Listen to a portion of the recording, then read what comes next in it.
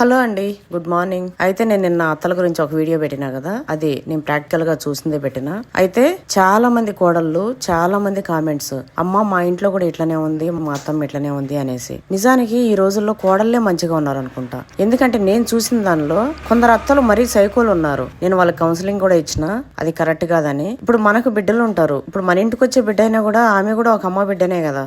అట్లా కోడలు అయిపోగానే అంత ఇదిగా సైకోయిజం చూపిస్తారు అత్తలు కూడా ఒకప్పటి కోడళ్లే కదా, వాళ్ళు అనుభవించుంటారు. ఆ అనుభవించింది సేమ్ నా కోడలకి ఇట్లా రావద్దనేది రియలైజ్ అయ్యి తెలుసుకొని ఉండాలి గానీ ఆ సైకోయిజాన్ని రెట్టింపు వాళ్ళపైన పెట్టి సునకానందం పొందేలాగా ఉండకూడదు. కొంతమంది అయితే మరి నేను మా వారితో బాగున్నా కూడా ఓర్వలేదు మా అత్త, మేమిద్దరం ఒక దగ్గర ఉండాలన్నా పర్మిషన్ కావాలి అని. నిజంగా అలాంటి మూర్ఖపు అత్తలు ఉన్నారు. వాళ్ళు మారాలి. ఎప్పుడు ఈయన్ని సిలగొట్టుకొని బతకరు. వాళ్ళ ఆవిష ఎంత ఉంటుందో అంతలోనే వస్తారు. కోడళ్ళని బిడ్డల్ని అందరినీ మంచిగా చూసుకుంటే వాళ్ళ ఆనందంతోనే బతికినన్ని రోజులైనా మంచిగా ప్రేమగా బతుకుతారు.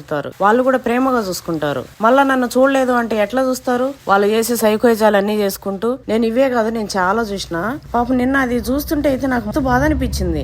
అరే ఇంత దుర్మార్గంగా ఇంకా ఉన్నారా? ఒకప్పుడంటే చదువులు సంధ్యాలు లేకుండా మరీ ఏ లోక జ్ఞానం లేకుండా అట్లా ఏడిపించి తిండి కూడా పెట్టకుండా చంపేటోళ్ళు. ఇప్పుడు అదంతా లేదు కదా. మారాలి, లోకం మారే కొద్దీ మారాలి. కొంతమంది అయితే మరి బిడ్డ పిల్లలు అని వాళ్ళ సంక నాకుతుంటారు. రేపు సస్తే మునిగేది కొడుకు పిల్లలు. చూడండి, ఇద్దరిని ఈక్వల్ గా చూడండి. అంతేగాని కోడలకు పుట్టింది పిల్లలు అని చెప్పేసి వీళ్ళు కదా వాళ్ళ రక్తం, వీళ్ళు కదా వాళ్ళ సొంతం, అట్లా లేదు. కొడుకు పిల్లలు మాత్రం పనికిరారు. నన్ను తిట్టుకున్నా సరే ఇది వాస్తవం. ఎవరైనా అలాంటి వాళ్ళు ఉంటే కళ్ళు తెరవండి. అలాంటి వాళ్ళకి నా వీడియో షేర్ చేయండి ప్లీజ్. అయితే నిన్న ఒక అమ్మాయి ఒక కామెంట్ పెట్టింది, మా అత్తమ్మ తన దగ్గర ఉన్న గోల్డ్ సిల్వర్ అంతా కూడా కూతురు దగ్గర పెడుతుంది, అదేమంటే నీ పైన నమ్మకం లేదని చెప్తుంది అని. ఒక అయ్యే చేతిలో పెట్టిన నీ బిడ్డ పైన నమ్మకం ఉంటది, ఇంకొక ఇంట్లో పెట్టడానికి నమ్మకం ఉంటది, కానీ నీ కొడుకు వచ్చిన కోడల్ని, నీ ఇంట్లో ఉండే కోడల్ని నమ్మడానికి నమ్మకం ఉండదా?